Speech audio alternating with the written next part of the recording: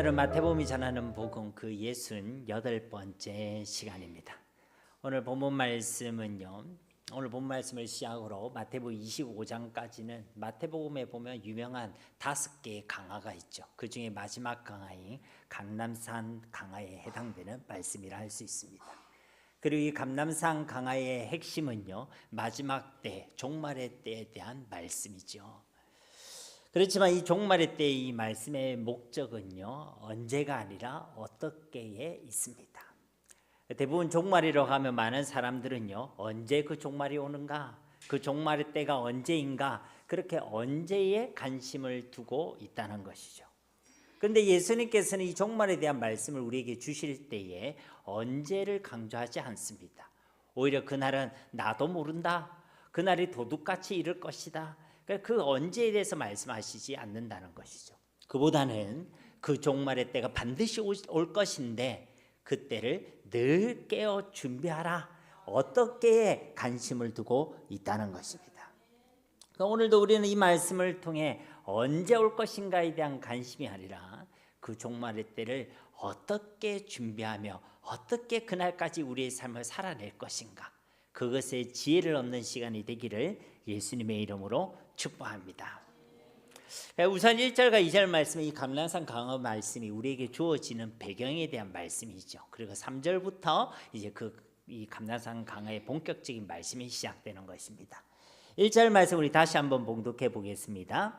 예수께서 성전에서 나와서 가실 때에 제 아들이 성전 건물들을 가리켜 보이려고 나오니. 1절 말씀의 시작을 보시면요. 예수께서 성전에서 나와서 가실 때에 라고 말씀하고 있죠. 예수님이 어디에서 나오셨습니까? 성전에서 나오셨어요. 예수님께서 성전에서 나오셨다는 것은 단순히 예수님의 위치 이동에 대한 말씀이 아닙니다. 앞서 우리가 마태복음 23장 38절 말씀을 보시면 보라 너희 집이 황폐하여 버려진 바 되리라 라고 말씀하셨죠. 이것은 예루살렘 성전에 대한 예수님의 심판의 메시지, 심판의 선언이었습니다. 그 예루살렘 성전이 황폐하게 될 것이고 버려지게 될 것이라고 말씀하셨습니다. 무엇보다 그 성전을 가리켜 하나님께서 나의 집이라고 표현하시지 않고 너희 집이라고 표현하셨죠. 그 말은 더 이상 그 성전이 하나님의 집이 아니란 것입니다. 하나님이 그곳에 계시지 않는다는 것입니다. 하나님의 영광이 떠나가셨다는 것이죠. 이것이 바로 예루살렘 성전을 향한 심판의 본래 의미인 것입니다. 그렇습니다. 진짜 심판은요, 사업이 망하는 것이 아닙니다. 우리 삶 가운데 어려움이 많아지는 것이 아닙니다. 함께 하시지 않는 것, 하나님이 우리 삶 가운데 함께 하시는 것이 없는 것, 그것이 바로 심판이고 지옥이란 것이죠. 하나님 반대로 하나님이 함께 하시는 것이 구원이고 축복인 것입니다. 어려움이 많더라도 그 시간들 속에 하나님이 함께 하시면 복이 되게 되는 것이고, 문제가 많더라도 그 속에 하나님이 함께 계시면 그 어디나 하늘나라가 되게 되는 것입니다. 그런데 세상적으로는 성공하고 잘 나가게 되고 많은 것을 가지게 되고 많은 것을 쌓아 올리게 되었다 할지라도 하나님이 함께하지 않는 인생은 저주받은 인생이고 하나님의 심판을 받는 인생이 되게 된다는 것입니다. 그러니까 심판의 기준은 하나님이 함께 하시느냐, 하나님이 안 계시냐, 하나님이 떠나가셨냐라는 것이죠. 그런데 오늘 1절 말씀은요, 이 예수님이 성전을 떠나시고 계신다는 것입니다. 그리고 이 1절 말씀을 자세히 보시면 그냥 떠나셨다 한 번만 말씀하시면 되는데 이 떠나셨다는 이 의미의 동사를 2번이나 반복하고 있습니다. 나오신다, 그리고 떠나가신다, 그렇게 2번이나 반복하고 있다는 것이죠. 그러니까 이 1절 말씀은 그 성전에서 예수님께서 나오시고 떠나심을 강조하고 있는 것입니다. 즉 예수님께서 끝까지 해개치 않고 이 복음을 대적하던 그 이스라엘을 향해 내가 더 이상 너희와 함께하지 않겠다라고 선언하시고 그것을 직접 행동하시고 행동으로 보여주시는 메시지를 통해 우리에게 증거해 주고 계시는 것입니다. 그런데 이 예수님이 전하시는 이 메시지에 대해 제 아들은 지금 어떻게 하고 있습니까? 1절 후반절 말씀을 보시면 제 아들이 성전 건물들을 가리켜 보이려고 나오리. 그러니까 제자들이 이제는요, 이 예수님의 이 말씀하시는 그 심판의 메시지에 대해서 이 제자들은요, 믿지 않음을 이렇게 나타내고 있는 것입니다. 이 성전이 버려지고 황폐해질 것이다, 예수님 말씀하셨는데, 에이 설마요, 그렇게 되겠습니까 예수님? 이렇게 말하고 있다는 것이죠. 그래서 지금 제자들이 예수님을 향해 뭐라고 하냐면, 예수님 보세요, 저 성전을 보십시오, 이렇게 예수님께 권유하고 있습니다. 이 구절의 병행본문이라 할 수 있는 마가복음 13장 1절 말씀에 보시면요, 예수께서 성전에서 나가실 때 제자 중 하나가 이르되 선생님이여 보소서, 이 돌들이 어떠하며 이 건물들이 어떠하니까. 이것을 원문 뉘앙스 그대로 살리면 이렇습니다. 제자들이 예수님을 향해, 예수님 이 성전을 한번 보십시오. 여러분, 이 성전이, 이 건물들이 얼마나 대단합니까? 이 돌들이 얼마나 대단합니까? 그런데 이 성전이 황폐해지게 된다는 것입니까? 그런데 어떻게 이 성전이 벌어지게 될 것이라는 것입니까? 그렇게 묻고 있다는 것이죠. 여러분, 예수님 당시에 이 성전은요, 헤롯 대왕이 지은 성전입니다. 헤롯 대왕은 유대인이 아니었죠. 에돔인이었습니다. 그래서 정통 유대인들로부터 지지를 얻고자, 인기를 얻고자, 그의 정치적 목적을 이루기 위해서, 그래서 이 성전을 야심차게 지어 올렸던 것입니다. 그 헤롯 대왕의 신앙이 있어가 성전을 지은 게 아니에요. 그 이스라엘 백성들에게 잘 보이고자, 정치적 기반을 마련하고자 이 성전을 지어 올렸다는 것입니다. 그리고 이 헤롯 대왕은 아주 불세출의 건축가로 유명하죠. 그래서 그가 다스리고 통치하던 그 시절에 곳곳에 엄청난 건축물을 지어 올렸던 자입니다. 그래서 이 성전을 지을 때도 그냥 지은 것이 아니라 아주 스케일 크게, 규모가 크게 이 건축을 했었습니다. 솔로몬 시대의 성전보다 적게는 3배, 많게는 4배, 그렇게 더 거대한 규모로 이 성전을 지어 올렸다는 것이죠. 건축 자재도 아주 고급진 대리석을 썼습니다. 그리고 금을 발랐지요. 그래서 유명한 역사가 요세푸스의 기록에 의하면요, 해가 뜰 때 이 예루살렘 성전을 보면요, 눈이 부셔서 눈을 뜰 수가 없을 정도였다고 표현하고 있습니다. 멀리서 보면 하얀 눈으로 덮인 산이었다, 그렇게 표현하고 있다는 것이죠. 그만큼 거대하고 그만큼 화려하게 짓고 있었다는 것입니다. 물론 예수님 당시에 이 성전은요, 완공된 것은 아니었습니다. 그러나 거의 완공에 가깝게 무려 한 40몇 년 동안 지금 이 예루살렘 성전이 건축되고 있는 그런 상황이었다는 것이죠. 그런데 아직 완공은 되어 있지 않았지만 그 엄청난 위용을 보이고 있었던 성전이었기 때문에 제자들은 이 성전을 바라보면서, 아니 이런 엄청난 성전이, 이렇게 대단한 성전이, 화려한 성전이 어떻게 버려지게 될 것입니까? 어떻게 황폐해지게 될 것입니까? 그렇게 예수님께 되묻고 있었다는 것입니다. 그래서 예수님을 향해, 예수님 눈이 있으면 저 성전을 좀 똑바로 보십시오, 그렇게 지금 권유하고 있었다는 것이죠. 예수님께서는 말씀으로도 분명한 심판을 경고하셨고, 그 예루살렘 성전에 대해서 친히 그분이 나오시는 보이는 메시지를 통해서도 심판의 메시지를 그들에게 말씀해 주셨지만, 이 제자들은 그 성전의 거대함과 화려함에 눈이 멀어져서 진짜 봐야 될 것을 보지 못하고 있는 그런 상황이었다는 것입니다. 눈에 보이는 것, 육신적인 것, 세상적인 것에 눈이 어두워져서 진짜 들어야 될 하나님의 말씀은 듣지 못하고, 진짜 봐야 될 영적 사실은 보지 못하고 믿지 못하고 있는 그런 상황이었다는 것이죠. 그래서 주님께 기껏한단 말이, 주님 눈이 있으면 이 건물의 대단함을 좀 보십시오, 그렇게 얘기하고 있다는 것입니다.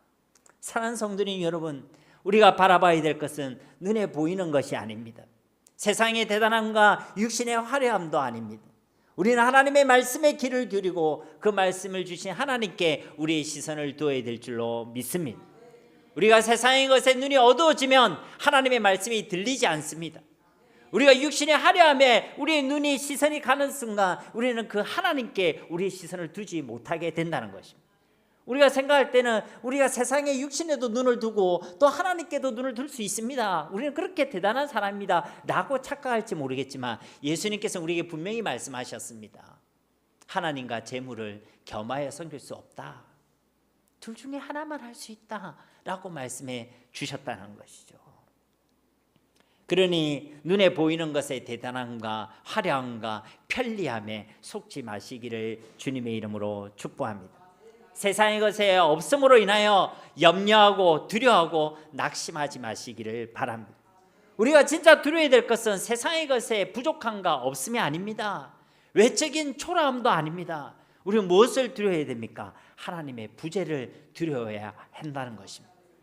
내 삶에 세상의 것이 없는 것을 두고는 안타까워하고 염려하고 걱정하고 불안해하면서 정작 내 삶 가운데 하나님의 살아 역사하심은 보이지 않는데, 하나님이 나와 함께 하시는 증거는 나타나지 않는데, 내 삶의 생명의 열매는 맺어지지 않는데 나는 괜찮고 평안하다라고 이야기한다는 것은, 그것은 지금 내가 나의 신앙이 엉터리이고 건강하지 않고 위기 가운데 있다는 분명한 반증이 되게 되는 것입니다. 그런데 이 제자들은요, 눈에 보이지 않는 그 예수님의 말씀보다는 자신의 눈에 보이는 그 성전의 대단함과 그 성전의 화려함에 매몰되어 있었다는 것입니다. 그러면서 그들은 얘기하는 것이죠. 이 성전의 대단함을 좀 보십시오. 이 성전을 좀 보거나 그런 말씀 좀 하십시오. 우리에게도 이런 유혹은 계속되고 있습니다. 세상의 대단함과 세상의 편리함과 세상의 즐거움을 우리에게 보라고 이야기한다는 것이죠. 한번 이 세상의 대단함을 보거나 맛보거나 얻고 나서나 그런 말을 해라 라고 우리에게 유혹한다는 것입니다. 그런 세상의 유혹 가운데 흔들리지 마시고 끝까지 주님을 바라보시고 하나님의 말씀을 믿으시기를 예수님의 이름으로 축복합니다. 이런 제자들의 반응에 대해서 예수님께서는요 2절과 같이 말씀하십니다. 대답하여 이르시되 너희가 이 모든 것을 보지 못하느냐? 내가 진실로 너희에게 이르노니 돌 하나도 돌 위에 남지 않고 다 무너뜨려지리라. 예수님께서 뭐라 말씀하시냐면 너희가 이 모든 것을 보지 못하느냐? 여기에는 두 가지 의미가 함께 내포되어 있습니다. 첫 번째는 왜 못 보고 있느냐라고 질문하고 계시는 것이죠. 이 제자들은 틀림없이 그 두 눈으로 이 성전을 잘 보고 있는 상황입니다. 그래서 예수님을 향해 오히려 예수님 다시 한번 잘 보십시오 이렇게 권유하고 있는 상황이란 것이죠. 그런데 이들을 향해 예수님께서는 너희가 못 보고 있다. 왜 못 보고 있느냐라고 질문하고 계신다는 것이죠. 이들이 그 성전의 외형에만 몰두되어 있기 때문에 진짜 봐야 될 것을 보지 못하고 있었기 때문에 그런 것입니다. 그 성전이 아무리 대단하고 화려해도 그 성전에는 하나님이 계시지 않았다는 것이죠. 이미 그 성전에는 하나님이 떠나 계셨고 그 성전에는 하나님의 심판이 선언되었음을 이들이 보지 못하고 있었던 것입니다. 겉은 틀림없이 화려한 성전으로 보였지만 사실은요 심판의 대상이었고 더 이상 성전이 아니었다는 것이죠. 여러분 세상의 화려함과 믿지 않는 자들 악인들의 형통함을 보고 속지 마시기 바랍니다. 우리가 볼 때 그것이 대단해 보이고 때로는 우리도 부러워 보일 때가 있습니다. 내가 예수님 믿을 게 아니라 나도 저들처럼 예수님을 떠나서 세상을 위해 살아가고 세상을 즐기고 세상을 위해 살아야 되겠다. 그렇게 생각할 수 있습니다. 그게 속는 것입니다. 때로는 그들을 바라보면서 우리도 분노할 때가 있습니다. 아니 예수 믿는 나는 이렇게 살아가고 있는데 저 사람 저렇게 악한데 왜 저렇게 돈이 많지? 왜 저 사람은 저렇게 부자가 되어 있지? 왜 저 사람은 나보다 더 높은 직급에서 저렇게 떵떵거리고 살아가고 있지? 그러면 예수 믿는 우리도요 갈등이 됩니다. 헷갈릴 수 있어요. 그러나 속지 마시기를 주님의 이름으로 축복합니다. 그들에게는 이미 심판이 선언되어 있습니다. 그들이 살아있는 것 같지만 사실은 죽어 있는 것입니다. 그러니까 우리 겉으로 보이는 것에 속지 마시라는 것이죠.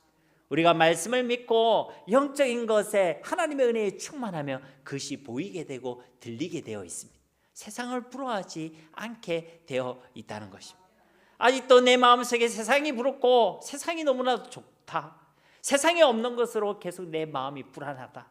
그러면요 나의 영적 상태를 점검해 보시기 바랍니다. 우리에게 진짜 세상의 것이 없어서 두려운 것이 아닙니다. 그것 때문에 불행한 것이 아닙니다. 우리에게 하나님의 은혜가 없어서 그런 것이고 그분을 믿는 믿음이 없기 때문에 우리가 세상을 보며 부러워하고 두려워하고 염려하고 있는 것입니다. 우리가 믿음이 회복되어야 하는 것이죠. 또한 너희가 이 모든 것을 보지 못하니라는 이 말씀은요, 그래서 똑바로 보라라는 예수님의 권면의 말씀입니다. 그래서 이 구절을 공동번역 성경으로 보면요, 저 모든 건물들을 잘 보아두어라 라고 번역하고 있습니다. 그러니까 너희는 이 성전을 잘 보아두어라, 똑똑히 보아두어라, 이렇게 예수님께서 말씀하고 계신다는 것이죠. 왜 그렇습니까? 그 성전이 돌 하나의 돌 위에 돌 하나도 남지 않고 완전히 무너지게 될 것임을 그들로 하여금 보라라고 말씀하고 계시는 것입니다.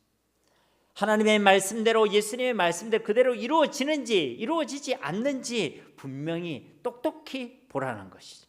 사랑하는 성도 여러분, 주님의 말씀대로 이루어지는지 안 이루어지는지 똑바로 보시기를 주님의 이름으로 축복합니다. 이런 말씀을 믿고 말씀대로 살아가서 보시기 바랍니다. 내가 그 말씀을 순종했을 때, 그 말씀을 믿는 믿음으로 살아갈 때 하나님께서 그 말씀대로 내게 역사하시는지 하시지 않는지, 그 말씀을 내게 이루시는지 이루시지 않는지, 그 말씀이 성취되는지 성취되지 않는지 똑똑히 보시기를 바랍니다. 우리 하나님께서 그 약속의 말씀, 그 어느 것 하나도 1.1획도 이 땅에 떨어짐이 없이 그 말씀을 신실히 이루어 가시는 하나님이신 줄 믿습니다. 계속해서 2절 말씀에 보시면 내가 진실로 너에게 이르노니 돌 하나도 돌 위에 남지 않고 다 무너뜨려지리라. 이 말씀에도 두 가지 의미가 함께 포함되어 있습니다. 첫 번째는 이 눈에 보이는 이 성전이 반드시 무너지게 될 것이란 것이. 헤롯 대왕을 통해 그토록 거대하게 또 화려하게 지어진 성전이지만 예수님의 말씀대로 황폐해지고 벌어지게 될 것이라는 것을 말씀해주고 있다는 것입니다. 그리고 이 말씀은 AD 70년경에 로마의 장군 티투스 장군이 로마 군대를 이끌고 와서 이 성전을 무너뜨리는 것으로 성취되어지죠. 그들은 이 성전을 무너뜨리면서 그 성전에 쓰여졌던 금들을 다 벗겨내고 가져갔습니다.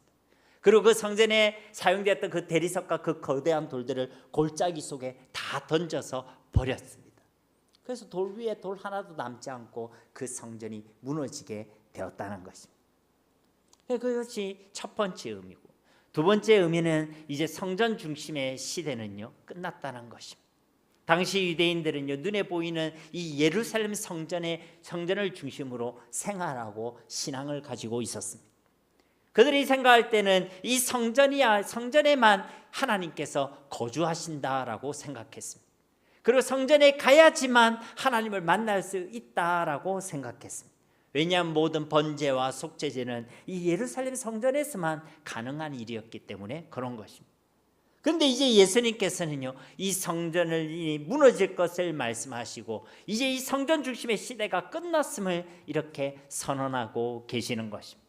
그리고 이제 성전은 그 돌로 지어 올려진 그 건물이 아니라 예수님이 성전이시고 그 예수님을 믿고 영접한 하나님의 백성들이 그 성전임을 우리에게 말씀해 주고 계시는 것입니다. 그런 새로운 시대가 우리 가운데 열려졌다는 것입니다. 저와 여러분이 성전인 줄 믿습니다. 여러분 옆에 있는 성전을 한번 쳐다보세요. 여러분 어떻게 좀 화려합니까? 우리가 볼 때는 그 화려한 금칠도 또 뭐 반짝반짝거리는 어떤 보석도 없을지 모르겠지만 예수님을 주와 그리스도로 믿어 성령 하나님이 함께 계신 저와 여러분이야말로 하나님의 성전들인 줄로 믿습니다. 그러니 여러분 스스로도 여러분 스스로를 소중히 여기시고 내 옆에 있는 이 성전대 이 지체들도 소중히 여기시고 사랑하시기를 주님의 이름으로 축복합니다. 진짜 성전은 이 예배당이 아닌 것이죠. 우리가 함께 모이고 함께 예배하고 함께 찬양하고 함께 기도하고 우리가 공동체로 신앙생활을 하는 데 있어서 유익이 되기 때문에 이 예배당이란 건물도 필요하고 중요한 것이지, 진짜 성전은 예수님이 성전이시고 예수님을 믿는 모든 하나님의 백성들이 성전인들인 줄 믿습니다. 그렇기 때문에 우리는요 예배당 안에서의 우리의 신앙의 모습도 중요하지만 예배당 밖에서의 우리의 삶의 모습도 너무나도 중요한 것입니다. 주일 예배도 중요하지만 우리의 삶의 예배도 너무나도 중요하다는 것입니다. 우리의 매일의 삶을 하나님 받으신 영적 예배로 거룩한 산 제물로 드릴 수 있는 그렇게 참된 성전으로 살아가는 저와 여러분이 되기를 간절히 소망합니다. 3절 말씀 우리 함께 봉독하도록 하겠습니다. 예수께서 감람산 위에 앉으셨을 때에 제 아들이 조용히 와서 이르되 우리에게 이르소서 어느 때에 이런 일이 있겠사오며 또 주의 임하심과 세상 끝에는 무슨 징조가 있사오리이까. 아멘. 예수님께서 지금 어느 산 위에 앉으셨다고 말씀하시죠? 감람산 위에. 그래서요 이 감람산 강화라고 말하는 것입니다. 여러분 감람나무가 무슨 나무인지 아십니까? 자, 1번 감나무다, 2번 포도나무다, 3번 올리브나무다, 4번 모르겠다 네가 얘기해라. 어느 나무예요? 네, 올리브나무죠. 감람나무는 올리브나무입니다. 그래서 다른 번역에서는요 감람산이라고 안 돼 있고 올리브산이라고 되어 있죠. 그리고 이 감람산, 이 올리브산은요 예루살렘으로부터 동편에 떨어져 있는 산입니다. 그러니까 여러분들이 성지순례 가면 이 감람산 위에서 예루살렘 전경을 바라보는 게 필수 코스로 돼 있습니다. 그래서 아마 저도 성지순례를 가봤지만요 그곳에서 딱 찍은 사진이 있습니다. 아주 멋지게 찍은 사진이 있는데 지금 찍어봐야 예루살렘 성전은 황금색으로 칠해져 있죠. 그 지금 뭐가 돼 있죠? 모스코가 돼 있습니다. 이슬람 사원이 되어 있죠. 어쨌든요 그곳에 예루살렘 전경이 잘 보이는 곳에 올라갔다는 거예요. 그리고 그 위에 앉으셨다는 것입니다. 이런 예수님의 이 행보는요 구약의 스가랴 말씀의 성취입니다.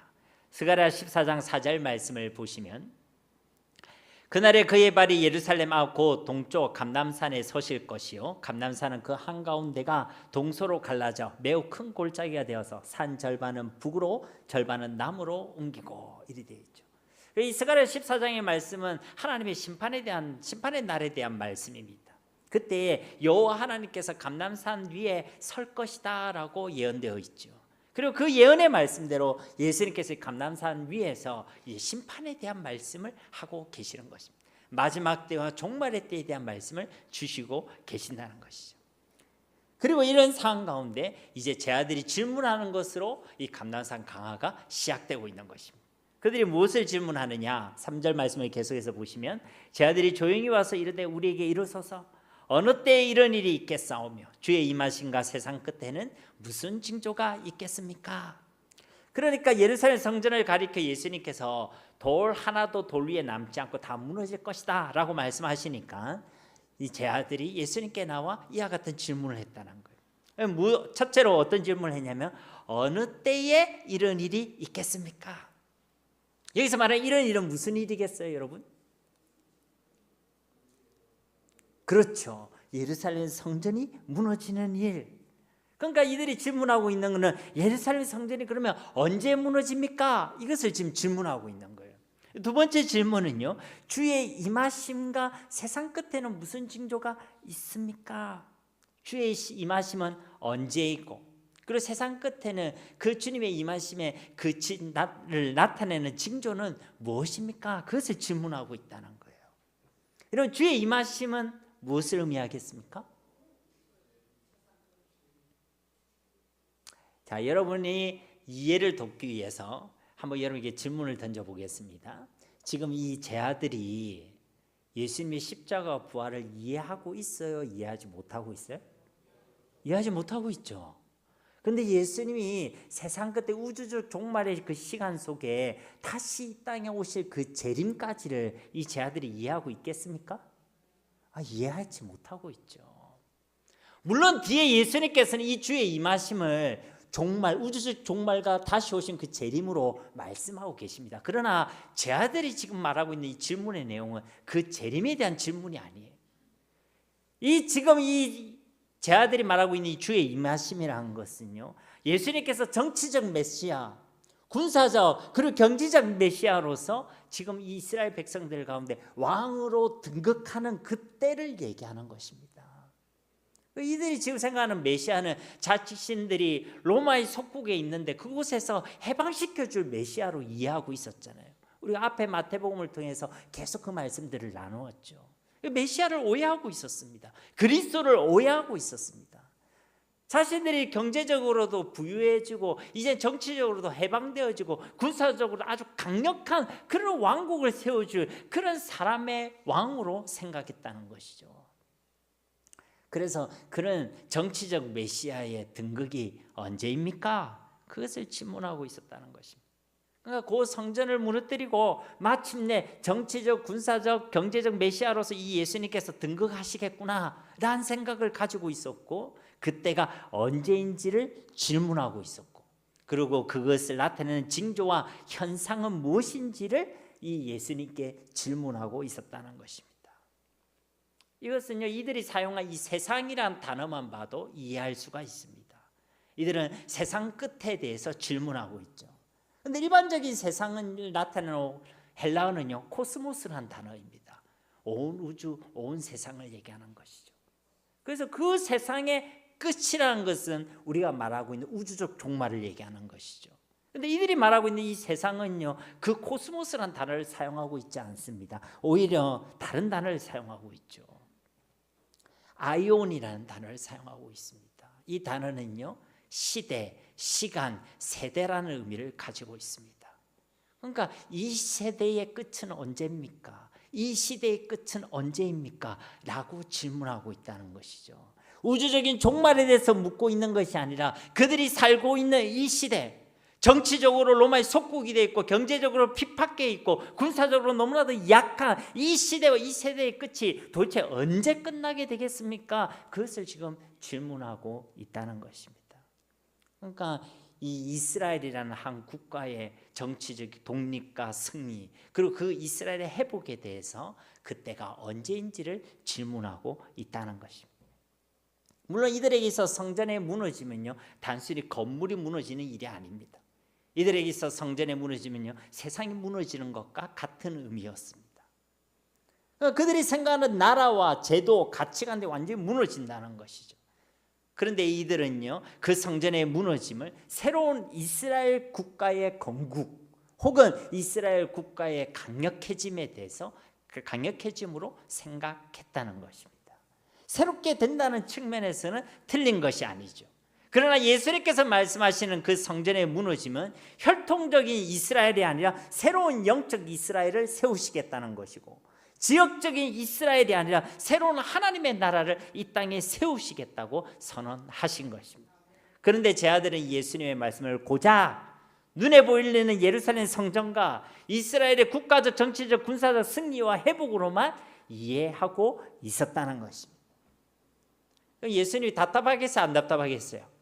답답하지요. 그런데 놀라운 것은요, 이들은 이런 엉터리 같은 이해와 엉터리 질문을 던지고 있지만 이 뒤에 예수님의 대답을 보시면요, 예수님께서는요 정확하게 이 종말에 대해서 말씀해 주고 계십니다.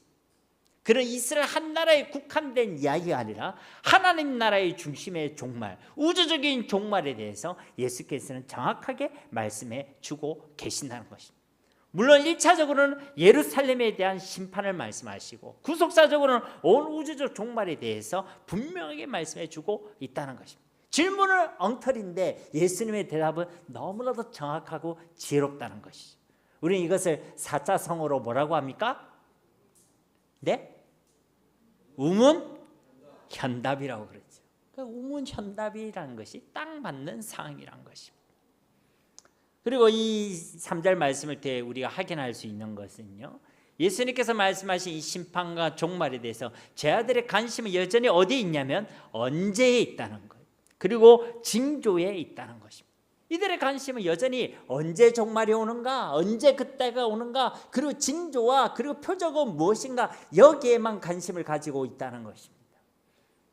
그런데 예수님의 대답은 우리가 24장, 특별히 25장까지 가면 더 분명하게 드러나지만 예수님의 주된 관심은 이 종말과 심판을 이야기하면서 언제가 아니라 어떻게 관심을 두고 있는 것입니다. 이 종말의 때를 우리가 어떻게 보낼 것인가, 그날을 어떻게 준비할 것인가에 예수님의 주된 관심이 있다는 것이죠. 여러분, 우리가 자꾸만 언제만 주목을 하고 그 징조가 무엇인지 표적에만 집중을 하다 보면요, 자꾸만 속기가 쉽습니다. 미혹되기가 쉽습니다. 그래서 이단과 사이비들 그리고 불건전한 단체들을 보면요, 자꾸만 언제를 강조합니다. 언제 종말이 온다, 언제 주님 온다, 내일 예수님이 재림한다. 그래서 우리가 온갖 소동을 다 벌이죠. 그렇죠? 그 현상과 징조를 강조하면서 결국은 언제를 강조하게 된다는 거예요. 이게 이단의 특징이에요. 이단의 특징입니다. 그래서 이들은요, 언제를 강조하면서 자꾸만 두려움과 불안을 조성합니다. 그리고 그 언제를 딱 특정 지으면서 우리의 일상을 포기하게 만듭니다. 그래서 어떤 분은 그렇게 얘기해요. 예수님 재림할 건데 내가 돈 벌어서 뭐하노? 예수님 재림하는데 우리 자녀들 공부시켜서 뭐하노? 예수님 재림하는데 내가 지금 농사 지어서 뭐하노? 여러분, 이 말이 맞는 것입니까? 그게 틀린 거예요. 이들은요, 언제를 강조하고 표적과 징조를 강조하면서 일상이 의미가 없다고, 일상을 포기하게 만든다는 것이죠. 특히 이들은요, 우리만 진짜라고 얘기합니다. 우리만 진짜라고 얘기해요. 하여튼 가짜는요, 자기가 계속 진짜라고 얘기해요. 진짜는 그런 이야기 할 필요 있어요, 없어요? 없죠. 우리만 특별한 지식이 있다고 그래요. 딴 데서는 안 가르쳐 준다고, 우리만 가르쳐 준다고. 이런 데는 일단 믿고 걸러도 됩니다. 그럼 그렇습니다, 여러분. 특별한 지식은요, 오직 성경에만 있는 줄로 믿습니다. 그래서 이들은요, 그런 언제를 강조하면서 집단의식과 행동을 강요합니다. 그리고 집단으로 은둔하고자 그런 은둔식의 공동체를 계속 만들어가는 것이죠. 그게 다 언제에 집중해서 그런 것입니다. 저와 여러분의 성경을 봐도 진짜 제대로 봐야 될 줄로 믿습니다. 예수님께서는 언제를 강조하지 않습니다. 오히려 그날은 알 수 없다고 분명하게 말씀하십니다. 그러니까 여러분한테 언제 종말이 온다라고 이야기하는 사람이 있으면 다 그러면 됩니다. 그날과 그때는 알 수 없다. 이게 성경의 진리인 것이죠. 오히려 성경은 우리에게 어떻게를 말씀하시고 어떻게를 강조합니다. 그날은 알 수 없으니까 늘 깨어 있으라는 것입니다.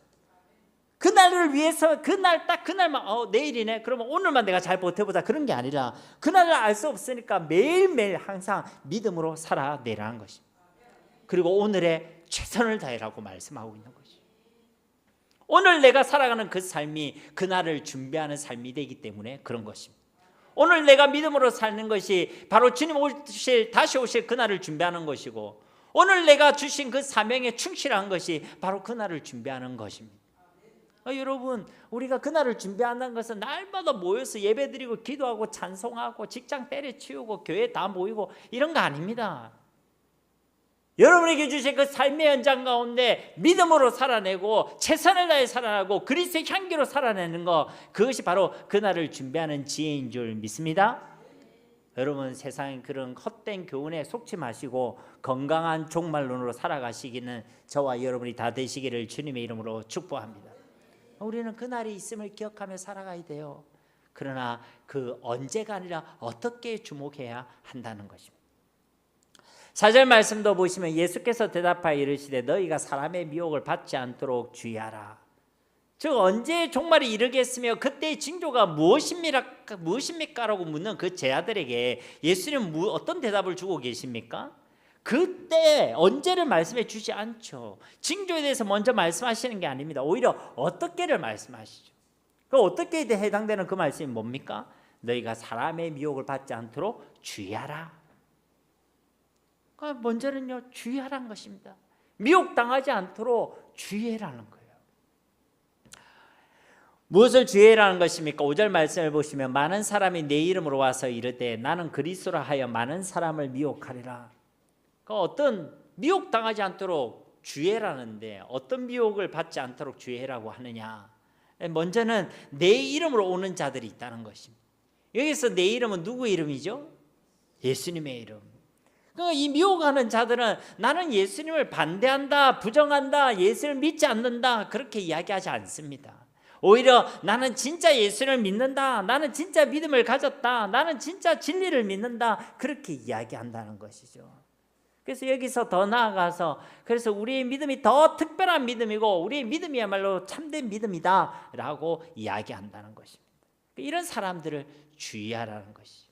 왜냐하면 이런 사람들이 진짜가 아니라 가짜이기 때문에 그런 것입니다. 그렇습니다. 우리가 주의하고 경계해야 될 미혹하는 자들은요, 항상 이렇게 예수님의 이름을 덜먹이고 성경을 가지고 우리를 미혹하고 속입니다. 다른 텍스트가 아니라 성경을 텍스트로 하여 우리를 속인다는 것입니다. 차라리 예수님 안 믿는다, 예수님은 틀렸다 이렇게 얘기하면 분별하기가 좋죠. 분별하기가 좋죠. 그런데 마지막 때에 우리 그리스도인들을 미혹하고 무너뜨리는 자들은요, 그렇게 성경을 안 믿는 불교나 성경이 틀렸다고 얘기하는 이슬람교 같은 그런 타 종교들이 아닙니다. 오히려 그 성경을 가지고 같은 기독교나 울타리 안에서 예수님의 이름을 들먹이고 예수님의 복음을 왜곡시키는 자들, 그들이 바로 미혹하는 자들이란 것이죠.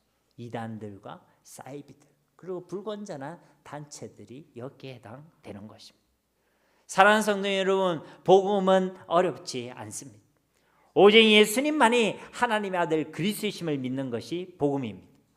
그리고 이 예수님을 믿기만 하면 누구든지 하나님의 자녀가 되고 구원을 받는 것이 복음인 줄 믿습니다. 그런데 여기에다가 예수님 말고 다른 누구를 믿어야 한다, 예수님 믿고도 다른 무엇을 더 해야 한다 하는 것은 복음이 아닙니다. 그것은 진리가 아닙니다. 그래서 미혹당하지 않도록 주의하라는 것입니다. 사도 바울도 갈라디아서에서 뭐라고 말씀하셨습니까? 다른 복음을 전하는 자들이여 저주를 받을지어다. 여기서 말하는 이 다른 복음은 엉터리 복음을 얘기하는 게 아니에요. 예수님 믿고도 다른 무엇이 더 있어야 한다는 것. 당시 예수를 믿고도 너희가 할례를 받아야 되고, 예수님 믿고도 율법을 준수해야 되고, 예수님 믿고도 무엇을 해야 되고, 그렇게 다른 복음이라는 거예요. 여러분, 그렇지 않습니다. 예수를 믿는 믿음이면 저와 여러분은 구원을 받게 되는 줄로 믿습니다. 이런 미혹이라는 것은요, 길을 잃는 것을 의미합니다. 그래서 한번 미혹을 당하면요, 계속 길을 잃고 방황하게 되어 있습니다. 벗어나는 게 쉽지 않아요. 그리고 특히 자기 자신은 미혹당했는지 잘 모릅니다. 그래서 내가 잘 가고 있다고 생각해요. 그래서 계속 속는 것입니다. 다시 말씀드리지만 오직 예수님만이 그리스도시요 살아계신 하나님의 아들이심을 믿는 것이 복음입니다. 어떤 누구도, 그 어떤 사람도 예수를 믿기만 하면 구원받게 되고 하나님의 자녀가 되게 되는 것이 복음이고 진리인 줄 믿습니다. 그러니 다른 복음에 속지 마시고 미혹되지도 마시고 이 예수님을 진짜 믿고 이 예수님만을 우리의 복음으로 인정하시기를 주님의 이름으로 축복합니다. 그 다음으로 미혹하는 자들의 특징은요, 자꾸만 내가 그리스도다라고 주장합니다. 스스로를 하나님이라고 주장하거나 스스로를 재림 예수라고 주장하거나 스스로를 구원자 그리스도라고 주장하는 것은요, 다 거짓이란 것이, 다 미혹하는 자들입니다. 우리나라에도 이런 미혹하는 자들이 많이 있죠.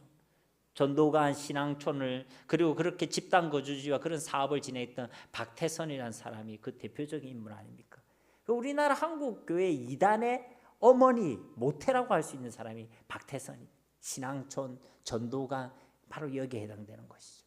통일교회 문선명이라든지 하나님의 교회의 안산홍이라든지 장길자라든지, 안산홍 죽어서 저는 끝날 줄 알았더니 갑자기 어머니 하나님이 나타나가지고 이제는 장길자가 자기가 어머니 하나님이라고 했었고, JMS의 정명석이라든지 신천지의 이만희, 이런 사람들 다 기독교 이단들입니다. 사이비들이죠. 이들은 사람들의 열망과 연약함의 빈틈을 교묘하게 공략해서 사람들을 미혹하고 또 지금도 미혹하고 있습니다. 예수님 당시에 유대인들에게 있어서 그리스도라는 존재는 앞서 말한 대로 자신들의 정치적, 경제적, 군사적 열망을 채워주고 이루어지는 존재들이었습니다. 그들에게 있어서 내가 그리스도라고 이야기한다는 것은 내가 너의 그 열망을 내가 이루어주겠다라는 달콤한 속삭임과 같은 그런 이야기였다는 것이죠. 그래서 그것을 통해 이들은요, 미혹하고 속였다는 것입니다. 오늘날도 이단들과 사이비들의, 그리고 불건전한 단체들의 수법도 다르지 않습니다. 사람의 열망, 사람의 연약함, 그리고 사람 마음속에 있는 그 상처들, 외롭고 우울하고 그런 약함들을 교묘하게 파고들어서 그것을 우리가 해결해 주겠다, 채워주겠다 하면서 미혹하고 속이고 있다는 것입니다. 그래서 욕망이 가득한 사람은요, 이 미혹에 더 넘어가기가 쉽습니다. 돈, 명예, 경제, 건강, 사람에 대한 그런 욕망이 강한 사람들은요, 더 이 미혹에 약할 수밖에 없는 것이죠. 나의 성공과 나의 잘됨, 나의 만족과 나의 안위 등이 삶의 기준과 목적이 되는 사람들은 이런 미혹에 더 취약할 수 있다는 것입니다. 그러므로 이들의 미혹에 속지 말고 주의하라는 이 말씀은요, 우리가 더 이상 육신적이고 세상적인 것에 사로잡히지 말고 진짜 예수님 알고 예수님을 믿으라는 말씀과 다르지 않습니다. 예수님 복음 그 자체이고 예수님 안에 모든 것이 다 있음을 아는 사람은 이런 미혹에 넘어가지 않습니다. 자족하게 되는 것이고 이기게 되는 것이고 승리하게 되는 것입니다. 예수님 한 분만이면 충분하기 때문에 그런 것이죠. 그러므로 사랑하는 성도 여러분, 예수님 안에 모든 것 다 있음을 알고 믿고 확신하고 누리는 저와 여러분이 되기를 간절히 소망합니다. 여러분들이 제일 잘해야 될 일, 예수님 알고 믿는 일이어야 한다는 것입니다. 6절 말씀에 난리와 난리 소문을 듣겠으나 너희는 삼가 두려워하지 말라. 이런 일이 있어야 하되 아직 끝은 아니니라. 두 번째로 예수님께서 이 마지막 때를 살아가는 자들에게 주시는 어떻게 대한 말씀은요, 바로 삼가 두려워하지 말라는 것입니다. 우리에게 두려워하지 말라라고 말씀하고 계신다는 것입니다. 난리로 번역된 이 단어는요, 전쟁과 전투를 의미하는 단어입니다. 즉 마지막 때는 전쟁과 전투들이 세계 곳곳에서 일어나게 된다는 것입니다.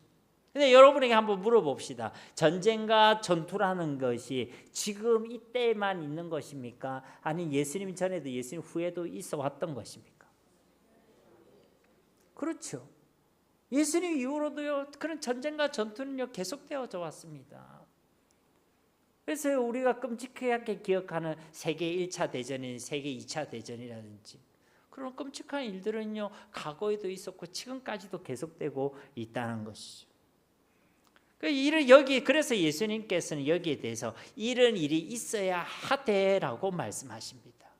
이런 전쟁과 전투가 일어나는 마땅히 있어야 된다는 말씀이 아니라 하나님을 떠난 이 땅, 죄로 인하여 타락한 인생과 민족들 사이에는 이런 전쟁과 전투가 계속될 수밖에 없고 끊이지 않는 것이 당연하다는 것을 말씀해 주고 있다는 것이죠. 그러니까 이 말씀의 핵심은요, 마지막 때 전쟁과 전투에 대한 소문이 많아질 것이라는 그 표적과 징조에 포커스가 있는 것이 아니라 그런 소문과 그런 상황 가운데서도 두려워하지 말라라는 어떻게의 관심과 중점이 있다는 것입니다. 전쟁의 상황은요 과거로부터 지금까지 계속되고 있어요. 그런데 미워가는 자들은요 이 전쟁과 전투를 또 소재로 해서 이걸 또 반찬과 양념 삼아서요 더 미혹하죠. 큰일 난다. 그때가 곧 눈앞이다. 이렇게 해서 종말에 대해서 조급함과 두려움과 불안과 공포를요 계속해서 가져다 준다는 것입니다. 7절 말씀도 보시면 민족이 민족을 나라가 나라를 대적하여 일어나겠고 곳곳에 기근과 지진이 있으리니, 민족이 민족을 나라가 나라를 대적하여 일어나겠다는 것입니다. 마지막 때일수록 이런 민족과 국가 간의 갈등은요 더 심해진다는 거예요. 그러니까 이게 성경의 가르침입니다. 민족과 민족이 더 사이가 좋아지는 게 아니고 국가와 국가 간의 관계도 마지막 때가 가까이 올수록 더욱 갈등과 대립관계로 나아가게 되어 있다는 것입니다. 그리고 세계 곳곳에는 기근과 지진과 같은 자연재해가 있게 된다는 것입니다. 곳곳에란 말은 어느 한 지역이 아닙니다. 여러 곳에 동시다발적으로 이런 자연재해가 있을 것을 말씀해 주고 있는 것입니다. 그러니까 이런 시대 때마다 이런 일들이 일어나게 된다는 것이죠.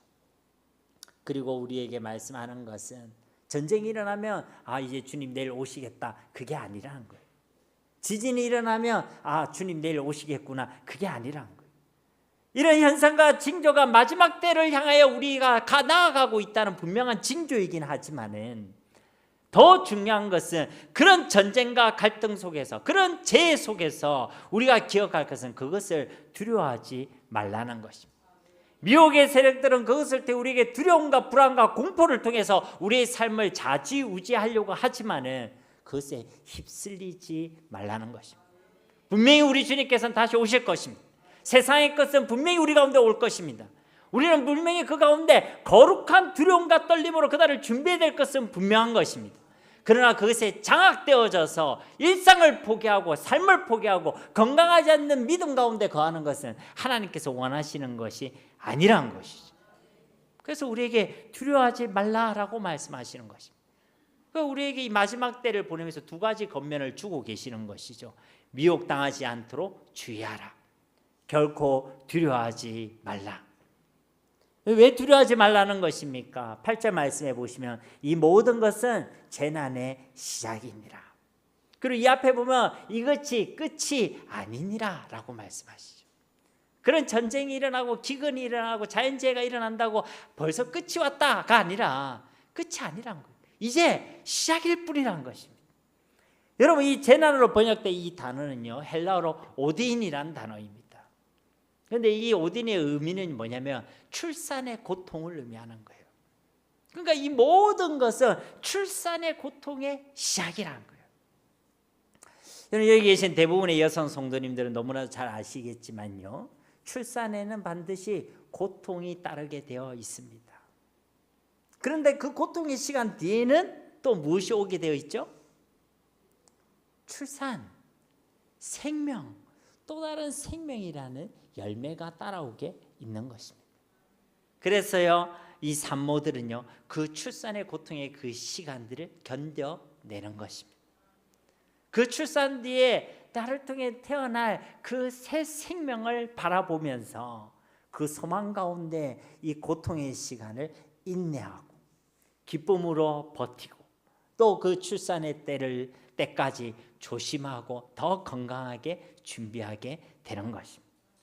바로 이 부분을 예수님께서 말씀하고 계시는 것입니다. 난리와 난리의 소문들이 들리게 되고 민족과 민족이, 나라가 그리고 서로 대적하게 되어지고 세계 곳곳에 기근과 지진과 같은 자연재해와 재난이 발생하게 될지라도 그래서 두려워하지 말라는 것입니다. 왜냐하면 그 모든 것이, 그 환난이 영원한 생명과 또 다른 생명 그리고 하나님의 나라를 이루기 위한 해산의 고통의 시작일 뿐이기 때문에 그렇다는 것입니다.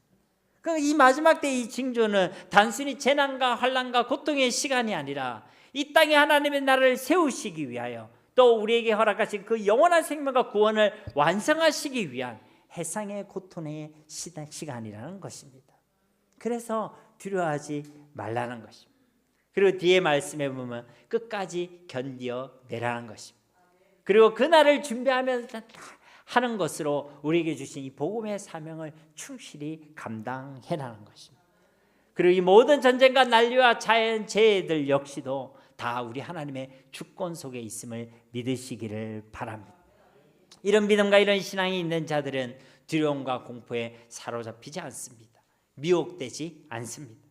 그러나 이런 믿음과 신앙이 없는 자들은 두려워하게 되고 공포에 사로잡히게 되고 불안하게 되고 또 미혹되게 된다는 것입니다. 그러므로 사랑하는 성도 여러분, 자꾸만 종말의 때라는 언제에 사로잡히지 마시고 또 그것으로 인하여 두려워하지 마시고 하나님 그분의 주권을 믿으시고 늘 깨어 담대히 그날을 준비하는 저와 여러분이 되어야 할 줄 믿습니다. 진정한 그리스도인들은 이 땅의 마지막 때의 증거와 징조들을 바라보면서 절망하거나 두려워하는 자들이 아닙니다. 오히려 그 마지막 때의 징조와 신호들을 보면서 그 너머에 있는 영원한 생명의 완성과 하나님의 나라의 해산을 소망하는 자들이 진짜 그리스도인들인 줄 믿습니다. 그런 기대와 소망으로 지금의 이 해산의 고통을 견디고 이겨내며 또 우리에게 주신 그 오늘을 충실하게 성실하게 하나님 앞에서 살아내고 오늘도 우리에게 주신 그 사명을 생명으로 감당하여 우리 주님께서 다시 오실 그날을 준비할 수 있는 우리 모두가 다 되시기를 우리 주 예수님의 이름으로 간절히 축원드립니다. 우리 말씀을 기억하시면서 이 시간 함께 기도하길 원합니다. 주님, 우리가 이 마지막 때를 잘 분별하게 하시고 이 마지막 때를 준비하는 지혜가 있게 하옵소서. 언제에 관심을 두기보다는 어떻게 우리의 마음을 두게 하셔서 오늘 주신 말씀대로 이 마지막 때에 미혹당하지 않게 하시고 두려워하지 않게 하시고 우리가 이 마지막 때에 늘 깨어 있어서 이 해산의 고통의 시간들임을 기억하게 하셔서 담대히 살아가게 하시고 소망 가운데 인내하며 그 주님께서 다시 오실 그날을 준비하며 살아갈 수 있는 우리 모두가 다 되게 하여 주시옵소서. 우리 함께 말씀 붙들고 이 시간 기도하도록 하겠습니다. 아버지 하나님 감사합니다. 오늘도 우리에게 하나님의 귀한 말씀을 주심을 감사드립니다.